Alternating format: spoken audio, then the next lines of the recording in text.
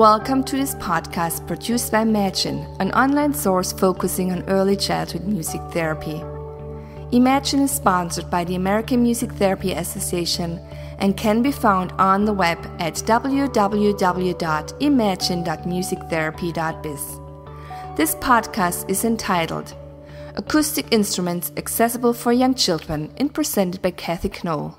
Cathy Knoll, a music therapist since 1974, specializes in autism spectrum disorders, early childhood, IDD, public school and clinical music therapy, and consultative services. She produces AMTA Pro podcasts and professional e-courses for musicworkspublications.com, 123forteachers.com, and FAQautism.com. Hello, I'm Cathy Knoll, music therapist, and today we're going to talk a little bit about some techniques for making traditional acoustic instruments accessible to young children, to toddlers and to young children, no matter how limited they are, no matter how significant their disabilities, whether in individual or group music therapy. Toddlers and preschoolers are often surrounded by electronic sounds in video, on television, on games, on cell phones. So acoustic instruments give them a little bit of a break from that, a hands-on approach where they can touch and feel and make music themselves. So I try in music therapy to give them lots of opportunities rather than my singing and playing for them to make the music. The acoustic instruments engage the young children more completely in the music making process. They physically hold and blow a harmonica, for example, or finger a flute, or play a real piano, strum a guitar, or hold a mallet to play a drum or other percussive instrument. So we'll start with some ideas with the guitar. We're just going to briefly touch on each one of these ideas. One idea, of course, is to have open tuning.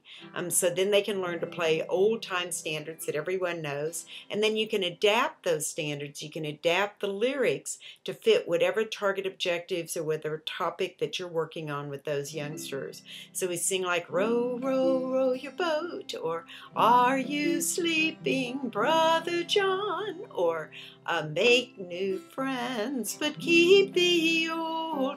One is silver and the other gold.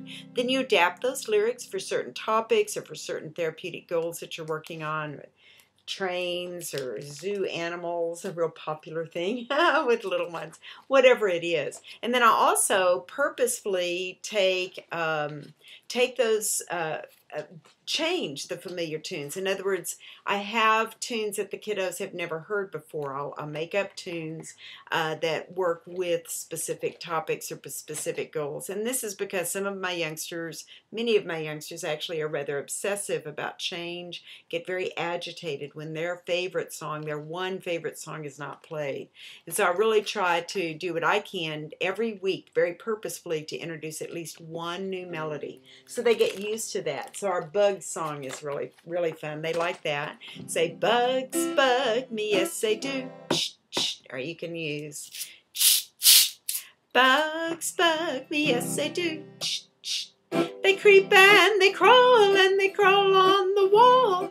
Bugs bug me, yes they do. Boom, boom. Or whatever. You can do many, many things, but introducing new melodies, new techniques, new chord progressions is really important. But in this case, it's all based on one chord, so they can play along with us.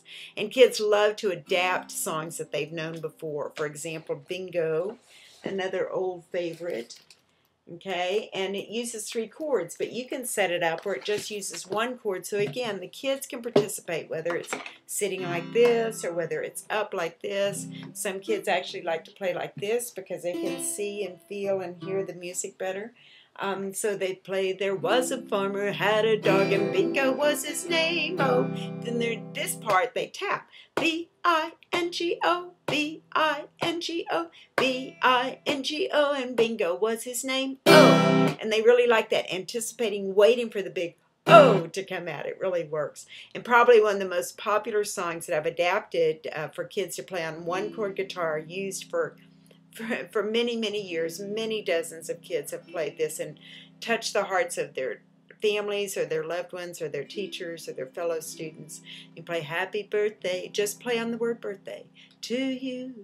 Happy birthday to you. Happy birthday, Uncle Edward. Happy birthday to you. Then they love this part. And many more. They can make lots of racket with that and not have to keep a certain rhythm. So banjo, ukulele, guitars, baritone ukes, they all really work really well to help youngsters be able to make their own music. And on piano, here I say we aren't going to use electronic piano, but I don't want to take time to move over there. Again, the kids can make their own music by playing on the pentatonic scale. And this is one reason batteries run out. So they can play black notes, the pentatonic scale. There are lots of songs they can play, or they can adapt a lot of songs to an ascending and descending scale. So like, hey diddle diddle, the cat and the fiddle, the cow jumped over the moon, the little dog laughed to see such a sport, and a dish ran away with the spoon. And on a piano, don't underestimate a 3, 4, 5-year-old kid, unless they have some cognitive reason not to be able to do so, can play very sophisticated music with letter cued music, with typical music, right hand and left hand, lots of things that youngsters can do. But we won't talk about those today. Just using a song, though, to improvise on the pentatonic scale, or to learn certain songs. So one song that a lot of kids have learned over the years, somewhere over the rainbow. So they just need to go from C to C, then back to G, or if they don't know G, down to the blue note, like that. And it touches many, many hearts and makes those kids feel like they're capable, because they are. But we need to give them those opportunities, not just do little children's songs. And speaking of little children's songs, there are lots of percussive songs that are for little ones. But the thing that my kids love the most, even kids who are very, very limited, is to play the snare drums. They get to pick, put them in charge. We don't need to always pick everything for them. Teaching them how to hold the drumsticks correctly, how to play, but most importantly, how to rest. So we really impressed some administrators and a big group of people with some little ones who really have lots and lots of problems. Each of the 5 kids have significant behavioral issues, and they all played This Old Man Sitting on the Stage. They rested when it was time. They watched me. They played, not very rhythmically, but they played. And then at the end of the song, they rested, and the whole auditorium just took a deep breath, because they expected those kids to be hitting each other or something with their sticks. They couldn't believe they followed directions.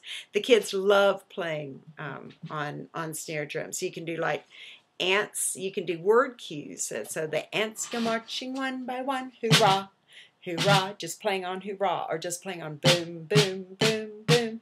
But giving them lots of opportunities to rest and anticipate and to wait is sort of one of the keys of successful music. So we like it, but also so the kids can learn to play in a very musical way by themselves without a lot of help for us. So there's a real awe factor in a kid being able to make their own music. It's very hard to measure, but it's very real. It's a very real phenomenon that I see every day in music therapy. Kids who are inattentive and disconnected and disinterested, or resistant to any sort of interaction, or very, very overly active and don't follow directions, tend to come over when we unzip the guitar and be ready to play and be excited about it and reach out and play.